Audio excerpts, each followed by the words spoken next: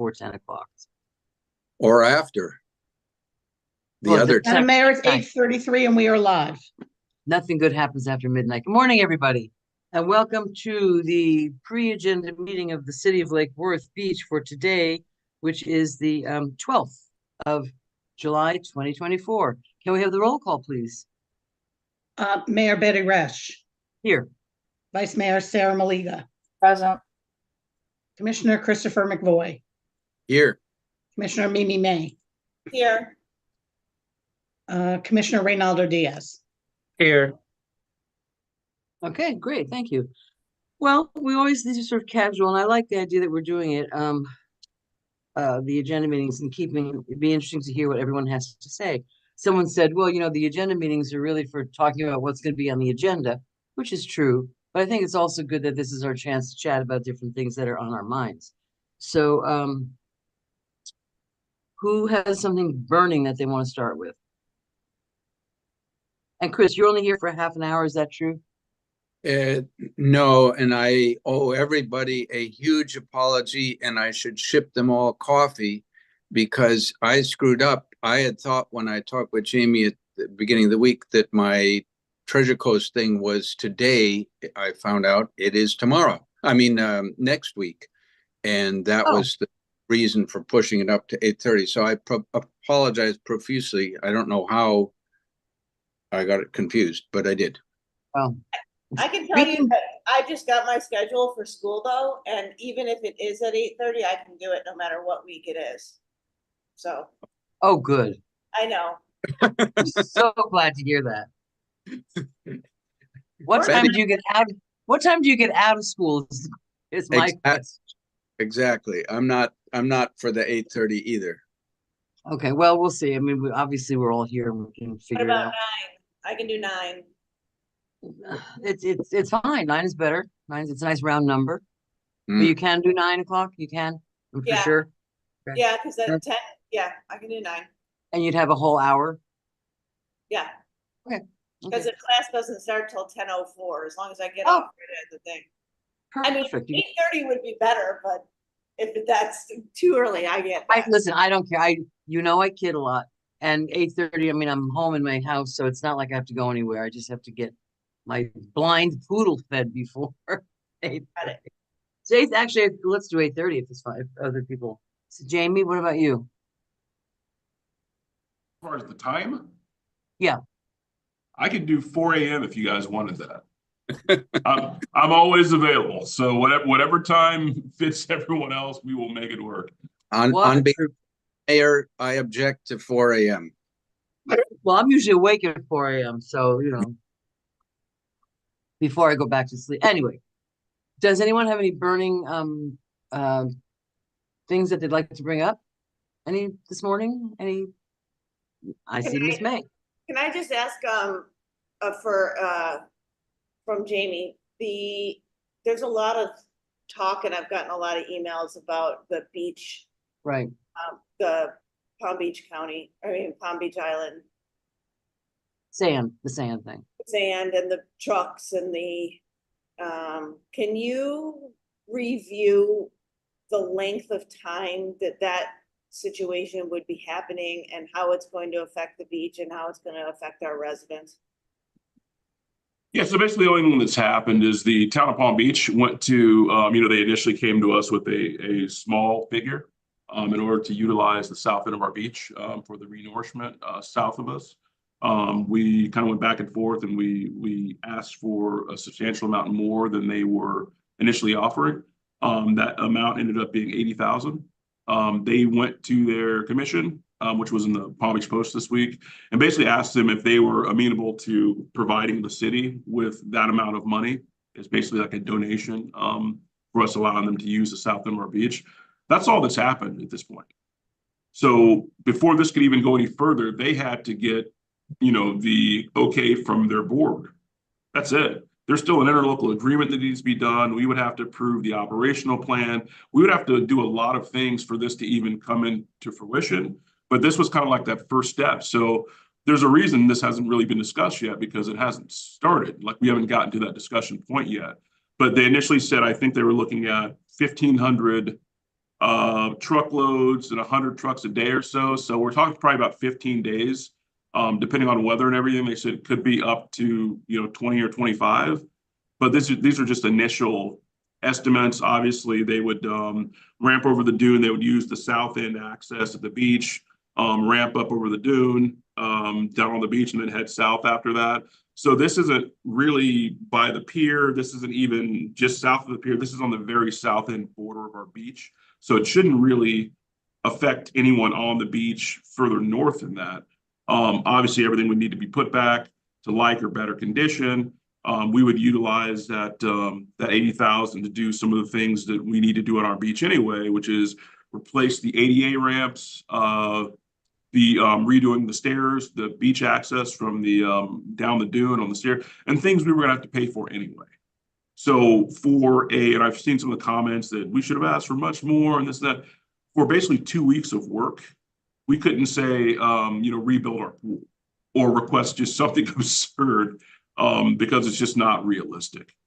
So we were trying to be realistic, and also, there's some other things that we'll discuss in our one-on-ones that are also kind of tied between our city and possible future dealings with the town of Palm Beach. So this is kind of a way to also kind of branch out and erase some of the past issues that have kind of been going on, with different administration, different elected officials, different staff, and just kind of being good neighbors for a good project. So we're just not there yet. I've seen a lot of the things, and it's just, we're not even to that point.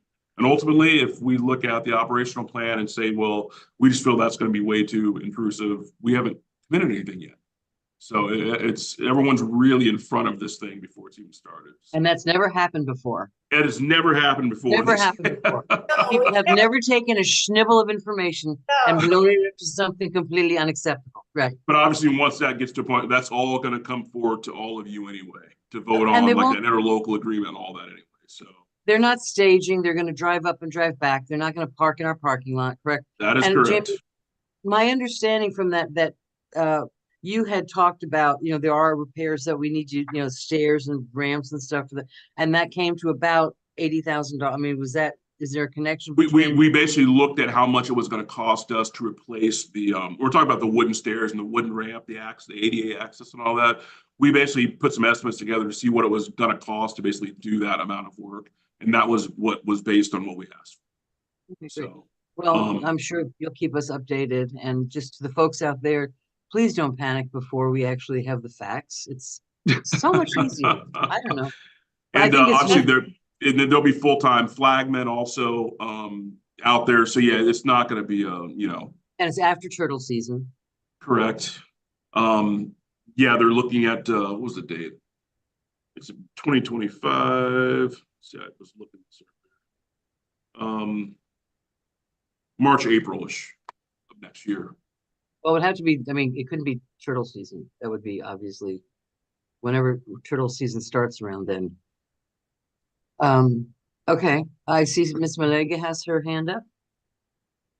Good morning, thank you. I don't know if anyone is aware, but there have been a lot of meetings and conversations in regards to the county-owned airport in Lantana.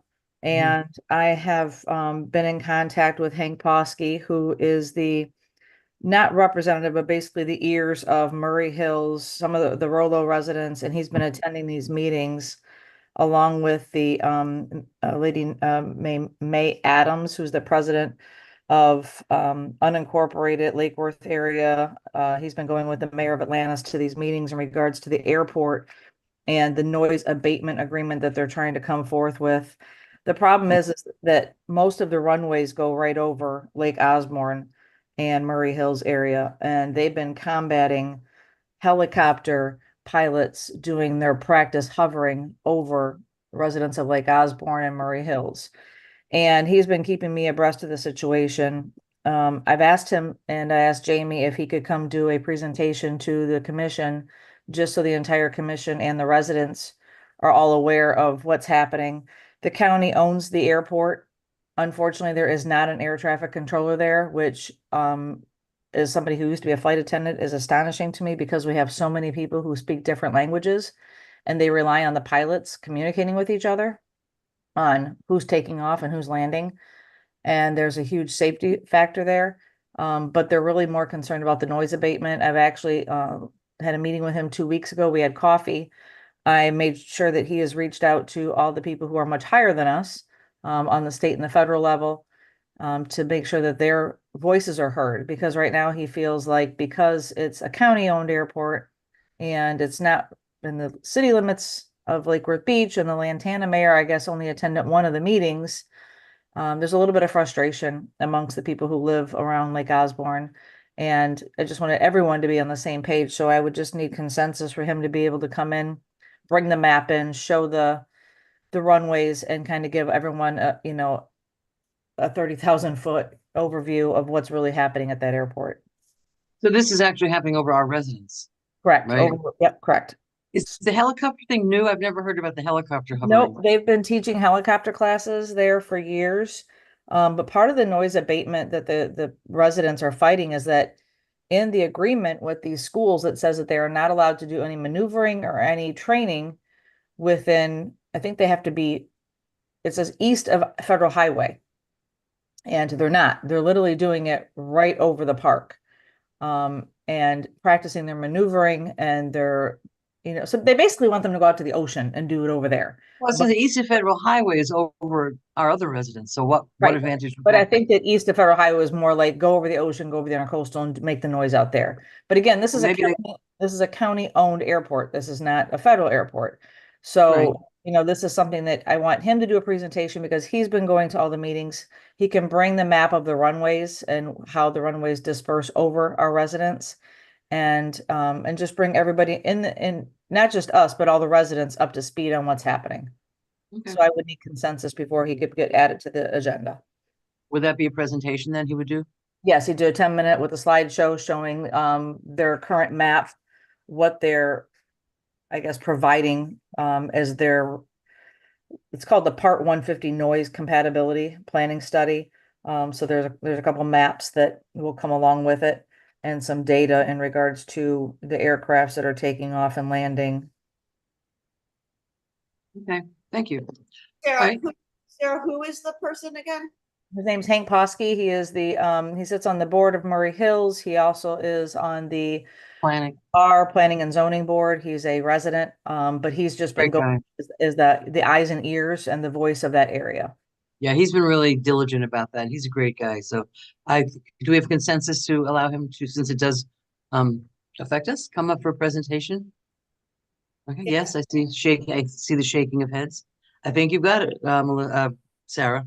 Thank you. So I'll let him know, and then he can get with Melissa in regards to the presentation and when he can get added to the schedule. Thank you for your support. Great, anything else while you're on?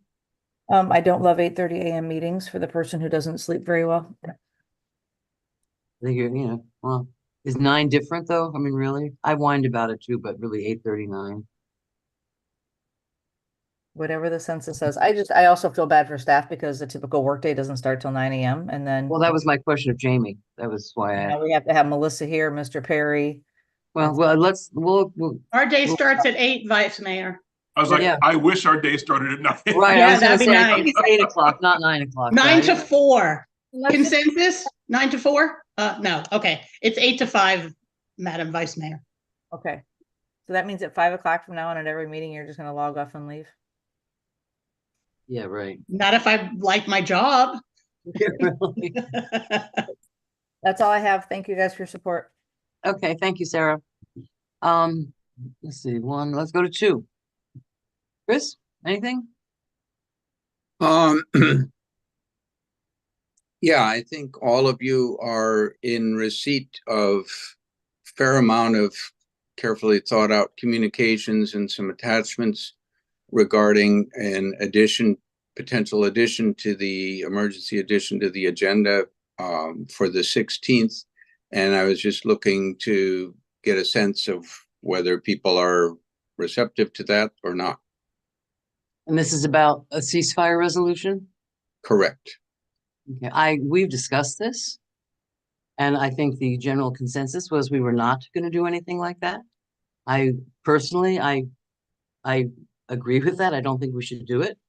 whatever our personal feelings are. We are not an international, Netanyahu is not wondering what the city of Lake Worth Beach is going to say about what he's doing. And, so I'm not going to go into it, but I absolutely would not support that. I don't know how other people feel. Well, did you read the backup, the material I provided? I have no, that has nothing to do with it. Well, it does actually, Madam Mayor. Well, all right, When- that's a misspoke. All right, I'm not going to argue with you. My position is it is an international issue. My personal feelings I do not sit on that dais with my own personal feelings. It's about it's a business meeting of the city of Lake Worth Beach. And that is, it's not part of this. So I'm not going to argue. I'm just going to tell you my position. You're not going to convince me. I'm not going to convince you. It's going to have to be a consensus of the commission to put it on or not. My vote is no. So how's everybody else feel? And I really, frankly, when I saw some of the signs, I was a little disturbed about the, well, that's a whole different issue, but, yeah, no. Commissioner May's hand is raised. Oh, against her fancy background, I could barely see it. Commissioner May? No, it wasn't about his point. I was just had a couple other things, so Okay, well, he's asking for opinions, and that's I received the information. That's as far as I'm gonna go with it. I've received it and reviewed it. Anybody else? So I'm the only one that's gonna say no, right? Okay, fine. I just, No, we've discussed this before. Yeah, It's not like this is a new thing. We've discussed it. I think it was clear that was not something we're going to add on. So frankly, bringing it back again, Mr. McVoy, I think is a little disrespectful, but that's a whole nother story. So that's my answer. Nobody else is going to comment. That's fine. Mimi, do you have something? Or Chris, did you have something else? I think Jamie may have something to add up when we're all done to add. Okay. About this. No. Oh, Mimi? I have I have two questions. One, as a new commissioner, I just need some advice from you guys. When you get emails that have to do with situations regarding permitting, what do you do with them? What I do is I respond to the citizen. Essentially, this is like my basic response is I respond to the citizen, thank you for your, whatever it is. And I make it very clear with staff.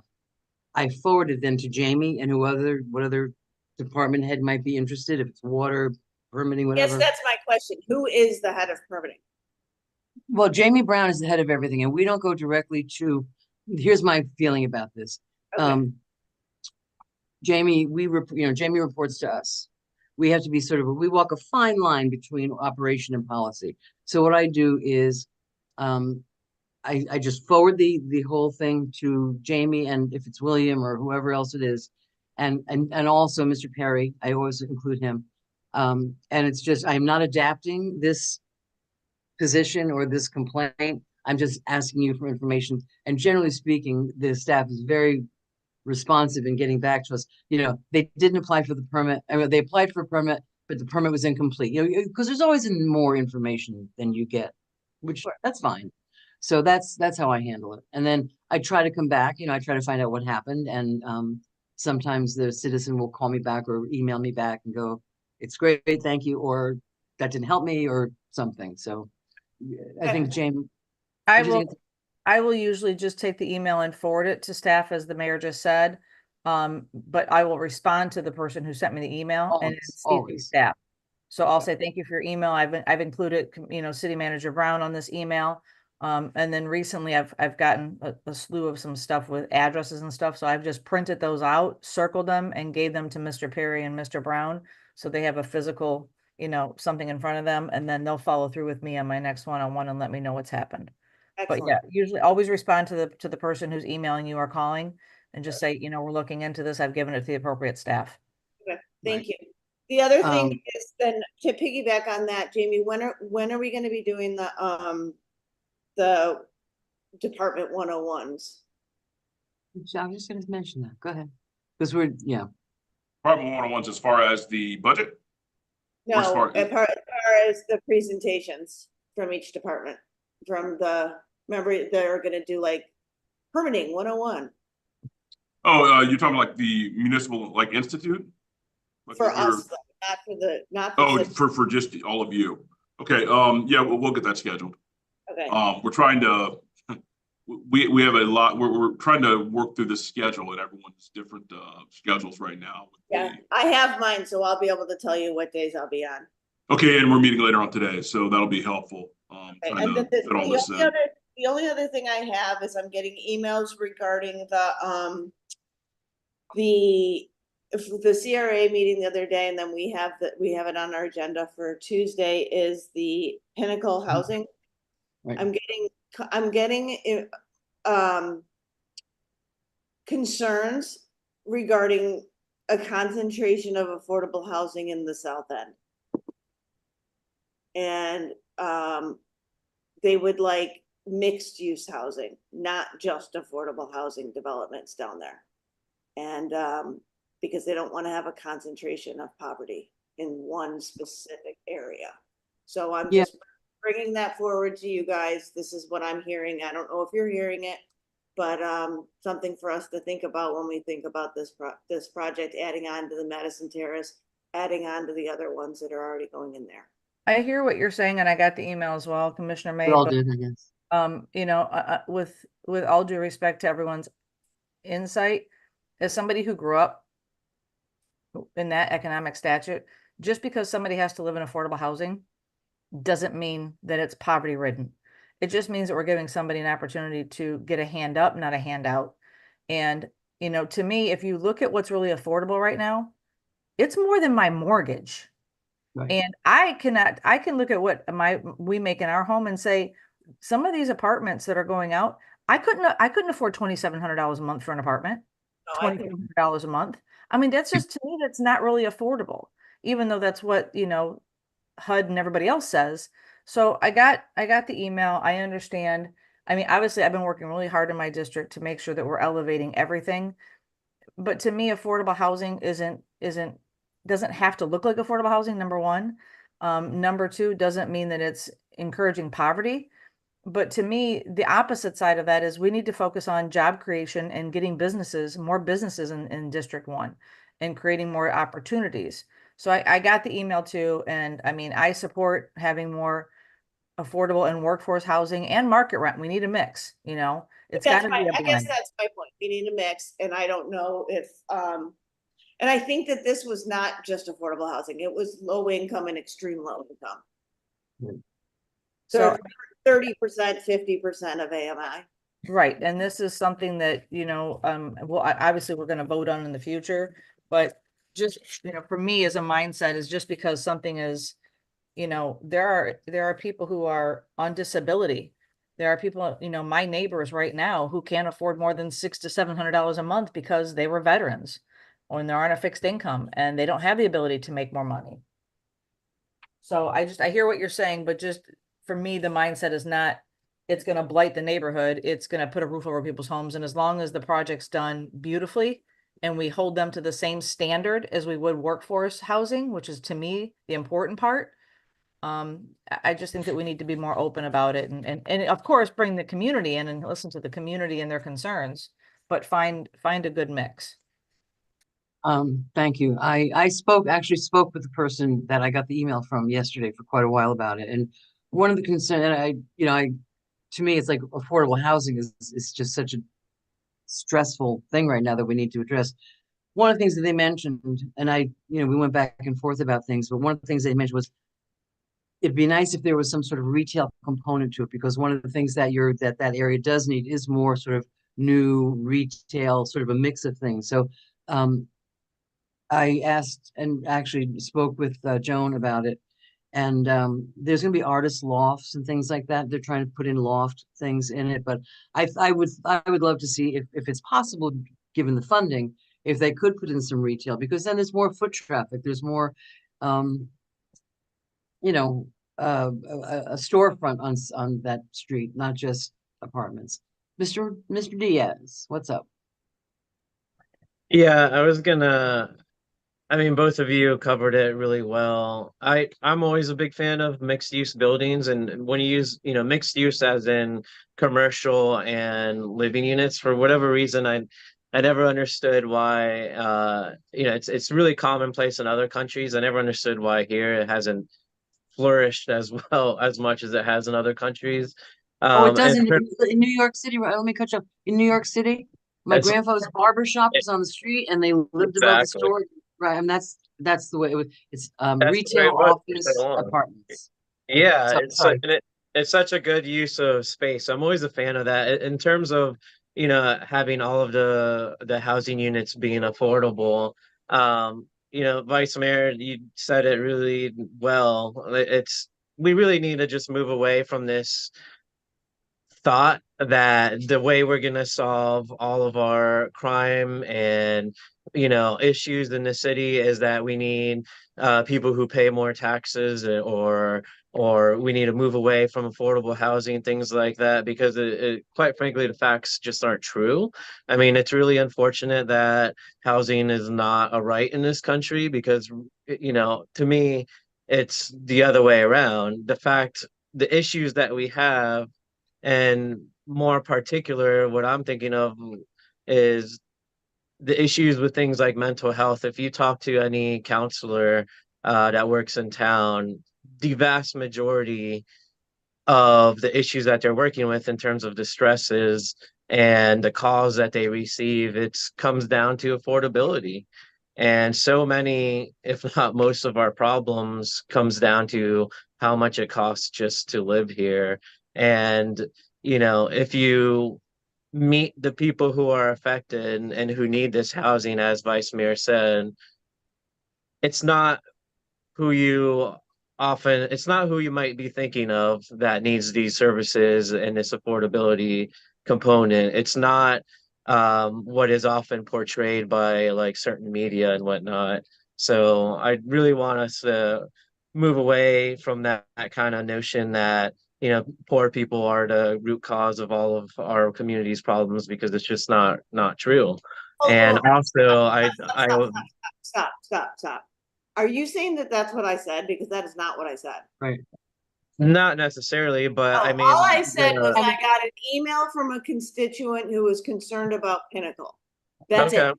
So please Right. don't put words in my mouth, because I absolutely I'm not, agree. We need Oh, all okay. kinds of housing. I didn't say that you said that, but I know this is a very common thing that we often hear in a community. And, the vice mayor really covered it well in terms of who needs these services and who we're helping and the critical importance of it. And often when we hear that kind of messaging, not saying from you, but from community as a whole, it's generally associated with, well, this is why the South End has so many issues and so many crime problems and whatnot. And I think it's a lot more nuanced than that. So I just wanted to get it out there that, these projects are really good, and I would defer to CRA and their expertise on what their recommendations are. There's a reason why they're looking at it. But in any case, I had other things that kind of somewhat related, but is a problem. And I'm sure some of you have over time received the same emails and calls and texts about, and it's also references the South End, and in particular to our Southeast corner, where I have received a number of calls, especially over the last few months, about the concern of having, there seems to be a rise of, and I know Mr. Waters won't like me using this because it's not technically legally correct, but the concern of the rise of like sober homes existing. So companies are buying a lot of houses in town and are starting to convert them to use them to house their patients, right? Which I think is fine. Obviously, that's a really critically needed service when done appropriately. But and the community that has reached out to me, I think it's pretty clear they're not necessarily concerned about that type of housing existing. The concern is that in a couple of these examples, they might be pushing the boundaries of like density and how many people are living, and they're concerned about patients being taken advantage of. So I just wanted to kind of mention this because I did a little bit of research on like the legalities and what can happen, and I had Mr. Brown, Perry, and Mr. Waters and I had a really helpful explanation from Mr. Waters about the legalities and how we're kind of, we're pretty limited on what we can do. It's also related to which I hope we can bring in sooner than later, our code enforcement's ability to do like interior inspections and whatnot, which is also really limited to commercial, and that's part of the problem. And so I just wanted to bring that up and kind of have that conversation because I think there's a lot to talk about, there's a lot to address, and it does seem like maybe there's a slight uptick or rise in these properties. And maybe preemptively we should think about how we're going to address this situation, which we can't really do much apparently. Okay, well, two things. First of all, regarding the concept of, lower income people, and the person that wrote this, I don't know if you got the email, but that didn't really seem to be that person's focus. It was more about a mixed use, like let's integrate, let's not just, so I don't want to, if he's listening, I don't want to have him think that we're impugning him something that he also didn't mean. But and you know what, True. Thank you for that. Yeah. True. That's quite all right. I was asking our city attorney yesterday, I was with Elizabeth on our one-on-ones, and about the interior inspections, because I've been sort of ranting about that lately. And guess what? Guess what she told me? She told me a case came out that says we can't go into the homes. So once again, our ability to keep our people safe and not abused has been limited. So I was Right. really, Was that I don't even state- understand that- what, Chris? Was that state law, federal law? Where did that? State case, a state case. She's gonna get me the site. Yeah. And I couldn't believe it when she told me. I thought she was making it right. up. And just to explain it out there, in terms of these sober homes, they're legally operating as housing, right? So even though they're a business, because it's a residence, we can't do anything beyond that initial inspection, and that's kind of the handicap is they're operating, they are legitimately residences. They're not allowed to provide any of the services in those buildings. And as long as they do that, it's a residence, which we cannot go inside to inspect to see if there's like, air mattresses in every corner. So it's quite the situation. It's quite the complex and maybe frustrating land use law problem for sure. Just one more. If I comment slightly, if that's possible. We didn't bring your hand up, but I'll call on you anyway. I tried to, and I seen my only options are a line through the hands up or what I thought was the hands up. Neither one. Well, we created yours so that it had a line across it. I see that. One comment on, and thank you first to the vice mayor for her comments and personal experience. And I agree with almost everything said. One thought that might be helpful for us to keep in mind is the area median income for Palm Beach County is 104,000. So 50% of that is 52,000. 30% is roughly 33,000, or a little more. That's very much in the range of all sorts of people, teachers, and it's much higher than if you get paid minimum wage, even 15,000. So it might sound, drastic, low income, very low income. It in fact is very much what a lot of people are unfortunately dealing with. So the need is certainly there. And I agree with the sense, make sure that the buildings are, don't have a stigma on them, make sure that they look fairly reasonable and can integrate in. I don't know whether there are constraints on the funding sources of what kind of mixing they can do in things. I don't have a problem with retail on the lower floor. Whether that works for them in their financing, I have no idea. On the sober homes, what I remember, this was a very active issue, and the mayor might remember when, maybe 10 years ago, something like that. And the issue that I heard, I went and visited some of them, and there definitely is variation from place to place in how they're operated. From people going to jail for how they operated them to very well done ones. And the big problem seemed to be, what is their policy if somebody falls off the wagon? And the less scrupulous places would simply throw the person out with their stuff.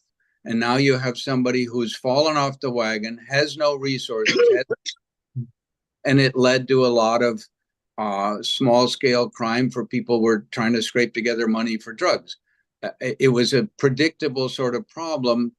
And I have no idea legally what our abilities are to insist that the places have to have I don't know what you would call it, a safety plan, a plan B. What are you going to do with your residents when they fall off the wagon? Because some percentage of them will.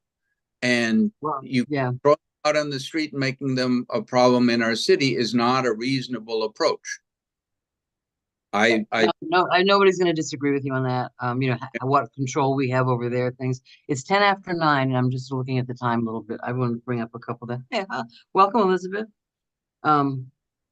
Okay, so anybody else? One thing I want to bring up is last year, the year before, we put a ordinance into effect that any landlord has to have a responsible party that can respond within, I forget how many hours. I forget what the time it was. It was pretty short, And I realized I was, what? Yeah, maybe 4 hours, something like that. So I was driving around one day and I realized, who even knows about this person? If I've got a problem with let's say something's going on, number one, how does the tenant know? And number two, how do neighbors know if there's a problem with a party house, for example, and it just keeps going on and on. The landlord should know about that, and we now have identified a person to convey that to the landlord. So, and I brought this up with Jamie and Elizabeth, and we're not really sure, where we're at with it. But my thought was, let when you apply for I'm assuming that staff has integrated that ordinance into the application for rentals, like who is your guy or person, that information is useless if it's sitting in a file somewhere and no one really knows what to do. So I'm trying to figure out a way that we can make it more accessible to people that need to use it, i.e. the tenants and i.e. neighbors. Because, we're getting, we all get, there's a party house, it keeps going on. And well, that shouldn't be my problem. That should be the landlord's problem. So I'm trying to figure out, and I'll come back, when we figure something out, about having it like on the website. Here's the address, here's the guy to call. Because I supported your proposal when you first made it, and we'll, I'm sure, have input from the lawyers as to what's legal and what's not, but I think the idea is very reasonable, that it should be accessible. Who do you call? If a name's in a file, it doesn't do any good. Yeah, so, all right, thank you. Especially if it's off hours and you call staff, and that's not going to work. That's it. Right. So the short time cycle on it. Right. I want to thank staff for the 4th of July. Once again, they pulled off an amazing day. It was just, from the beginning, the raft race, the parade was wonderful. It was not controversial. There was no controversial politics this year, which was a welcome change. And the fireworks, thank you very much. Our staff just comes through again and again. Jamie, if you could somehow relay that to everybody, that would be helpful. I got a letter, and I don't know, I think I forwarded it to everyone from the Lord's Place. They're looking for support, and I called the guy, and I'm looking for the email now. Ray Morse. I got email. I think I forwarded it. They're looking for support to the commission because they have the Fortin community up in, on Australian Avenue. This is the family center. And, you know, they're overwhelmed. And I called him and I said, a couple questions I had was, you know, what are you looking for in terms of support? You know, is it financial? And he said, well, right now, you know, financial is always helpful. And I'm thinking maybe we can use some of our money, you know, the ARPA money that we set to help them out. But I also, he said, we're looking for support for the program to the commission, that cities do actually support the Lord's Place. And I think we've all, you know, the city's been pretty supportive of the Lord's Place so far. We have, you know, quite a few things here. And I asked him, I said, it'd be helpful if he could get me some information about, you know, because we always look at how does this affect our residents? How does this affect our city? And he came back with, he ran some data. And last year, 142 people who were experiencing homelessness identified 33460 or 33461 as their zip code. 142 people. It's a lot of people. I asked them also, these community members had access to the Lord's Place supportive housing as well as essential services and resources offered at the Fortin Family Campus, including basic need, food, clothing, hygiene items, housing, navigation, community services, referral, job training and placement, and more. They own the three Burkle houses. The women's, one is 11-bed residential, one is the 2 or 11-bed, and one, the third one that's about to open on Federal is 21 supportive single adult women's housing. I asked them also, because they do lease 25 or so apartments and sublease to their clients. And I know that a couple of people I've spoken to had, and I said this to him, you know, we've had some problems with the Lord's Place with monitoring what's going on. On J Street, it was like a, you know, a drug supermarket, and they did deal with it, but it took a long time for them to do that. He didn't want to give us, I was asking for the addresses to see if any of those addresses popped out as a problem. They declined to give us the addresses, I think for privacy's sake, which, okay, you know, and if we haven't heard any negative things about an address, we can hope that's true. So I just want to throw it out there, you know, to think about. Did I forward the email to all of you? Yeah, I think so. Okay. So, you know, I mean, Lord's Place has been very helpful. You know, this is kind of thing that we are struggling with right now. So I would like to support them. I don't know, you know, financially what they're looking for, but I thought, you know, we've set aside over $2.5 million towards homelessness and affordable housing, and that might be one of the uses we could use it for. Mr. Diaz. Yeah, something to add to that. And I've brought this up to other similar nonprofits. I know I've told Bridges at least. Another way that I think we can support that I kind of hope that we get in the habit of doing is, you know, we always talk about this like high concentration of nonprofits we have in town that do a lot of good work, like the Lord's Place and others. I think a small way that we as a city can help these nonprofits, and of course they have to ask for this when it happens, is and as someone who runs multiple nonprofits, when you apply for a grant or funding from elsewhere and things like that, it's helpful to have letters of support. And I think as a commission, as a city, we should be ready, you know, hopefully they start asking that we should be able to step up and say, we love their work. We need them in town. Please support them because we don't have the money or too much money. And that's essentially what he's looking for. I mean, that was the basic thing he Great. was looking for, is our support. So do we have consensus to do that? Yeah. And Sarah? I Can't I see would- Sarah. Yes. Okay. So I'll get back to him and just tell him, you know, and let's go into that a little bit further, because I think that would be a great thing. you ask him, is it more helpful in the grants case? This is a little different, but I don't know what he needs the support for. Maybe it's grants, maybe it's other things. Ask him perhaps whether one letter collectively from the commission is sufficient, or whether it would be better to individuals. I'll Whatever ask for what- them. yeah, okay. And I think this kind of goes back to what we were talking about earlier this summer, when we were talking about how can we use some of our money to be helpful within the city without recreating the wheel. And I think these Exactly. are the types of programs that we could financially support in some ways, you know. So I think we should really dive deep into how we can do it do it through means like this, through the Lord's Place, for the children, through the programs that are already existing. Yeah, and they all do different things. So so Right. I'm glad to hear that. I know we've been three of us have been demonized as not wanting to help the homeless, but in fact, that's not true. Anyway, one more thing. The middle school's having a recognition breakfast on the 17th.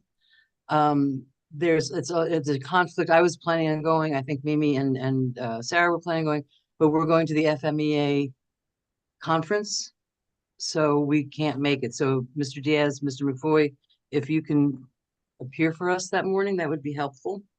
Is this similar to, I believe, a year ago when I cooked pancakes and have since? I'm not sure what they're looking for. I'm not sure what they're looking Seems- for. Chris, sorry, Mr. McFoy, it seems that possibly it might not be because school doesn't start until August 5th. So I don't know why they would all be on campus. I think it's a recognition for people that have helped them, which I feel terrible about because three of us that helped It's them. not the back to school teacher breakfast, No, which is No. what you cooked for last year. right. Well, my pancake recipe has been researched and much improved and tried, so I'd be happy to do that whenever it is useful, whether it's for the 17th or not. Who would we talk to? I know one person that might be able to get some information, but do you have a contact that reached out? Yes, you need to go through Wanda. Wanda is There you go, our Sarah. executive assistant, and she really needs all of us to communicate with her our schedules and responses to emails that she sends asking if any of us want to attend these events. You know, Yeah. she's trying to get the lay of the land and really do a great job since she took over this position. And I think that we all need to pitch in and just make sure that we're doing the best to communicate all these needs and make sure that she's booking all this stuff and putting it on our calendars. Actually, Mayor, I'm looking at that email. It says it's August 1st. I don't have it in front of me. The Lake Worth Middle School Sponsor Appreciation Brunch, Thursday, August 1st from 10 to 12. Right, and I will be at the FMEA conference, We which, all will. Oh, I thought you said it was the 18th. I'm sorry. I think I said it was the 7th. Oh, yeah, all right. Well, if I'm wrong, I apologize. If it's the 1st, we can all be there. Yeah, I mean, that's what it says. no, we cannot. The FMEA conference is the 1st. Oh, okay. Now I'm thoroughly No. confused, but No. No, it's not. No, it's not. Oh, yes, it is. All right, wait. I'm completely confused. FMEA is July 30th to August 1st. Okay, so Here we it can't- is. There it is. Okay.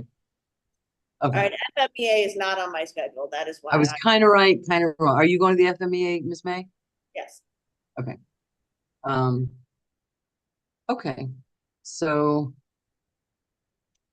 on August 1st, there's gonna be a breakfast and three of us can't be there. If Mr. Diaz and Mr. McCoy could be there, that would be great. I can be there. Yeah. Okay, that'd be I cool. should And be you have a able, good connection. Well, obviously you have a good connection with the middle school. Yeah. Not what you know, it's who you know. Okay, Lawrence, anybody have anything else? Yeah, one last quick thing because much like our beach situation, I'm seeing a little bit of chatter and hearing it about the closing of the railroad tracks right now. And so I had talked about that during one of my reports maybe a couple months ago because we had gotten that money through TPA. And basically the short version, I don't have the details in front of me, but the focus is what's closed is the railroad tracks basically themselves going across the lake, and the focus is safety improvements. Because we've had a number of incidents throughout Palm Beach County involving that train.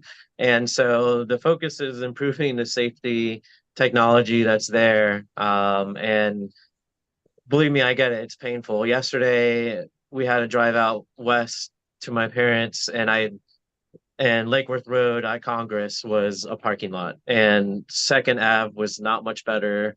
Right. It's painful, but it's ripping off the Band-Aid. It's a few days. And it will lead to some good improvements. I don't know if Mr. Brown has more detail on that. Oh, yeah, each year we, obviously, Henry Flagler, the rail was here, before any of us. So, we budget, every single year for at least, 2 crossings. Some year it is 2, some year it's 0, but we have to budget. It's usually about $250 a crossing, depending on what the actual maintenance needs to be. We pay for that, or does the railroad pay for that? But we pay for that. We pay for the railroad to be improved, the railroad crossing to Yeah, be, for the maintenance, for the improvements on the road crossings. Yep. all but the cities do notice, that. but the notice was from DOT that they were closing it. Correct, because Lake and Lucerne are FDOT roadways. All of the other roads that fall Mm, they're local roads. But Okay. so that comes from DOT because they're covering that. But for the other 14 we have, those fall under the city. So each year we go through the same process depending on when they come up for maintenance. So yeah, it's never convenient, as any construction is not. But it needs to be done. And obviously, yeah, with all the things that you've been seeing in the news, as of recent with the unfortunate accidents and things that have happened around the tracks, they're trying to do as much as they can to improve the safety. Well, essentially, but pretty much DOT, if you live in Lake Worth Beach and you want to go out of Lake Worth Beach, you're gonna have to figure it out. Because right now we've got 6th closed, we've got Lake Avenue closed, 10th, you don't even want to go near. So enjoy your, Just enjoy your envision when it's time. done. Envision when Just it's envision when done. it's done. And I will say that, the improvements that they made around the circle, the signage, it's much better. When I Mhm. go through there now, I have to say it's a lot, painful as it may be to go through. I remember years ago when they redid Dixie Highway, when they completely redid Dixie Highway. You could not leave Lake Worth via Dixie Highway for a couple of years. So, Wow. it's like, I guess it's like childbirth. You forget the pain after it's over. I've not experienced that, um, but yeah, thanks for bringing that up, because really, I feel like we're under assault from DOT, and I know and I'm still, they're doing a lot of work on 6th Avenue South, and all I keep thinking is, where are they going to put the trees? How are they going to landscape this? Because we have always been the redhead stepchild of DOT in terms of that, you go past some of these exits and they're just lovely. And I know that we'll have to probably provide some of the funds for that, but I don't want the opportunity to be missed to be in there. And it's really hard with them to tell when that critical moment would be. But I don't want to have them say, well, it's done. And we're like, yeah, but it's not done. So I Have don't know we, how to keep, I agree I've with met you. with them. Have we put in a letter from the city formally requesting, I don't know, maybe with a plant list or something, that this is what we would like, and please let us know what we need to do to make it happen? I don't know if we've done, I've met with them a couple times, and we could certainly do that just to remind them, but it's just something I'm pretty concerned about. Sometimes a letter sitting on somebody's desk that gets moved around might move them. You never know. Hope. One lives in hope. Yeah. Okay, we're getting close to the end now. Before we're done, we have 3 or 4 more minutes. Melissa, I see your hand up. And now it's Yes, done. thank Oh, you. I'm looking for direction for Tuesday night. Am I bringing up the resolution from Commissioner McVoy as an addition or not?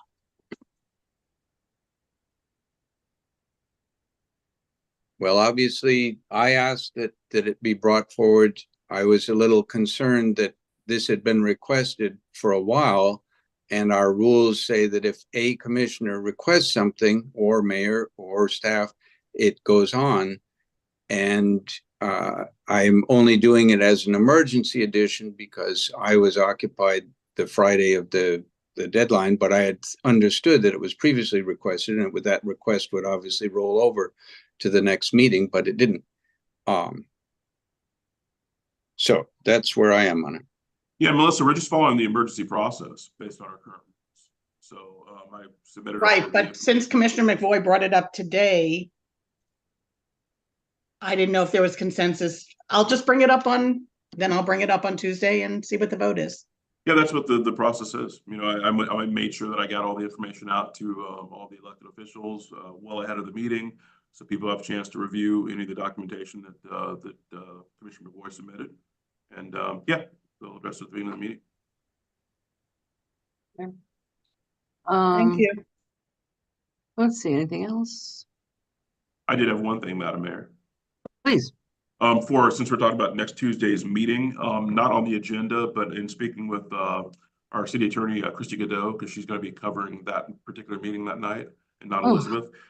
She is going to give us an update on the whole Supreme Court case and the homeless situation and everything that's happening right now. And just another update, we have reached out to the county.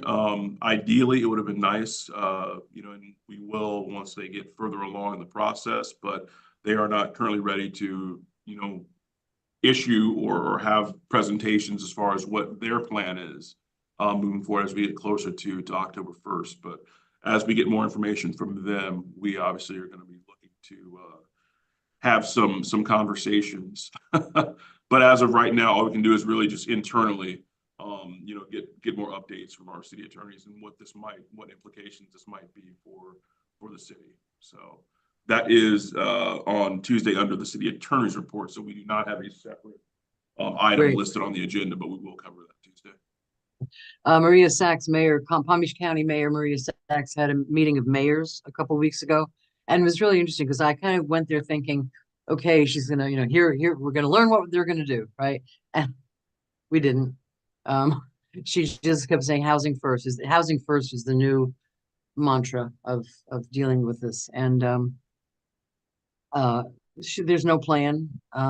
She did have, although she didn't tell us she was going to, so a lot of people left, a lot of different agencies there. It was great. A lot of different agents, families first, different things that I learned about when, you know, Ronaldo, you talk about all the different agencies. There are a lot that are in the city that they're sort of invisible. Some of them, you don't even know they're there, but they are helping our people. So she's going to have a follow-up meeting in October, and she's going to have those people there again. She's going to mention it this time that we know they're there.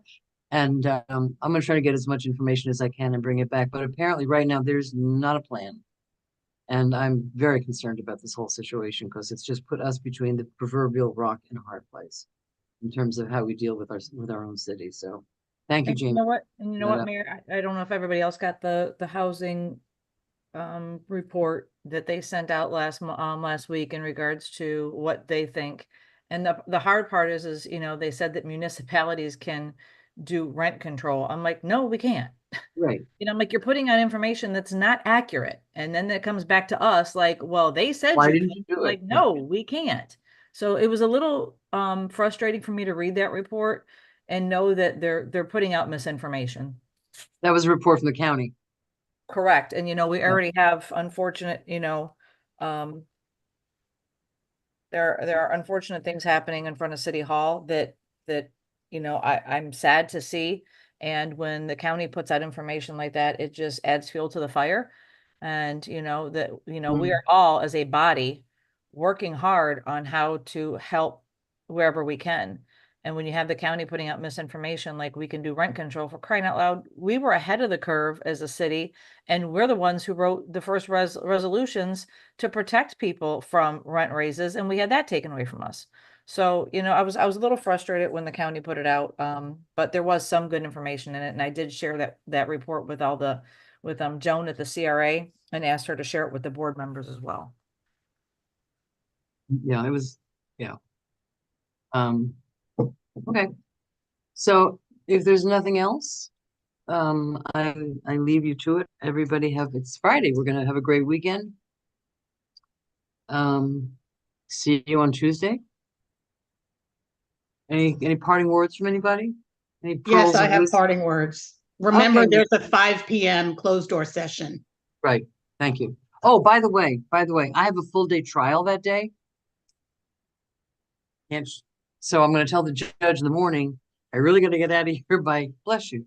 I really got to get out of here by, 4:30, and hopefully the trial won't take the entire day, but it's everything. It's the whole divorce thing. So if I'm going to try to, I may have to call in as I'm driving back to the city. So I mean, if I'm not there, that's why I'm not there, and I'll come in when it's when I get there, but I can appear by phone if I sit in my car in the parking lot when after 5 o'clock. So Melissa, let's stay in touch about that if you would. Will do. The managers already know this about me, but I'll be joining by phone for the closed and online for the meeting because I'll be out of state by then. Where are you going? I'll be out in Oh, Montana. And Tuesday is the day that we're flying out, so I should be there, assuming everything goes smoothly in time with a couple hours to spare to join these meetings. So I'm fully intending on doing that. All right. Well, let's have a great weekend, everybody. Stay safe and keep up the good work. Be well. Thank you Thank very you. much.